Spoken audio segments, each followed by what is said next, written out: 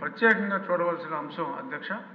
ఎందుకంటే పాలన ప్రతీకారం, ఇక్కడ ప్రతీకార రాజకీయంలో కొన్ని వేల కేసులు ఎంతోమంది మీద చాలా అన్యాయంగా జస్ట్ ఇప్పటి రూలింగ్ పార్టీకి కేవలం నోటితో మద్దతు తెలియజేసిన ఒక ఫ్లెక్సీ ఎవరైనా వేసినా కూడా వాళ్ళందరి మీద కేసులు పెట్టడం జరిగింది.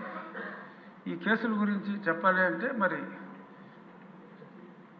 నా మీదే ఒక 14 మరి చెప్పచ్చో లేదో తెలియదు కానీ మరి అన్యాయంగా పెద్దలు శాసనసభాపతి గారి మీద ఒక 16, 18 అలా ఎంతోమంది మీద మరి లోకేష్ గారి మీద ఆయన యోగాలు అని వెళ్తూ ఉంటే ఇలా రకరకాలుగా కొన్ని వేల కేసులు అన్యాయంగా బడాయించడం జరిగింది. అది కేవలం రాజకీయ ప్రేరేపిత కేసులు, సబ్స్టెన్స్ లేని కేసులు.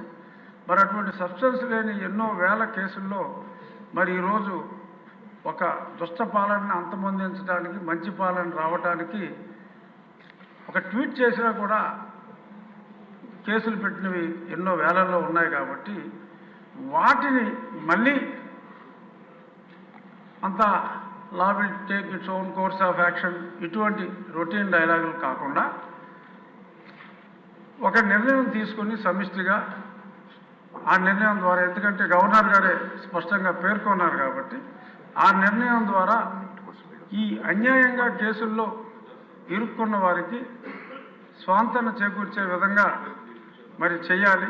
అవసరమైతే క్యాబినెట్లో పెట్టి మరి గవర్నర్ గారు అప్రూవల్ తీసుకునే దిశగా మరి హోమ్ మినిస్టర్ శ్రీమతి అనిత గారు చర్యలు తీసుకోవాలి అని చెప్పి సభాముఖంగా మీ ద్వారా విన్నవించుకుంటున్నాను. ఎందుకంటే ఎన్నో వేల మంది సఫరర్స్ ఉన్నారు. కోర్టులకు వెళ్ళి ఇవన్నీ చేసుకోవాలంటే ఇది అయ్యే పని కాదు. కాబట్టి మరి గౌరవనీయ ముఖ్యమంత్రి వర్యులు సభలో లేరు కాబట్టి నేను మీకు, ఉప ముఖ్యమంత్రి గారు పవన్ కళ్యాణ్ గారికి, ఎందుకంటే ఆయన కూడా అలాగే బాధితుడు.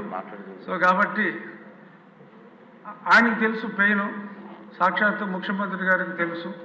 సో కాబట్టి చిన్న చిన్న వాళ్ళందరినీ కూడా అన్యాయంగా ఇరికించారు. కాబట్టి ఈ వేలాది కేసుల నుంచి బయటపడాలి. అలాగే మరి గత ప్రభుత్వంలో కొంతమంది సఫర్ అయిన వాళ్ళకి అప్పుడు పోలీస్ సెక్యూరిటీ ఉంటే మరి ఇప్పుడు ఈ ప్రభుత్వంలో ఉన్న ఎమ్మెల్యేలకు కూడా మరి కొంత సెక్యూరిటీ తొలగించడం జరిగింది. ఫర్ ఎగ్జాంపుల్ ఇందాక మాట్లాడిన రెడ్డప్ప గారు బాధకి మరి 2+2 ఉంటే 1+1 చేశారు. కడప లాంటి ప్రాంతంలో ఒక మహిళ పోరాడుతూ ఉంటే మరి 2+2ని 1+1 చేయటం, ఇలాంటి కొంతమంది వాళ్ళు చెప్పుకోలేని ఉంటాయి.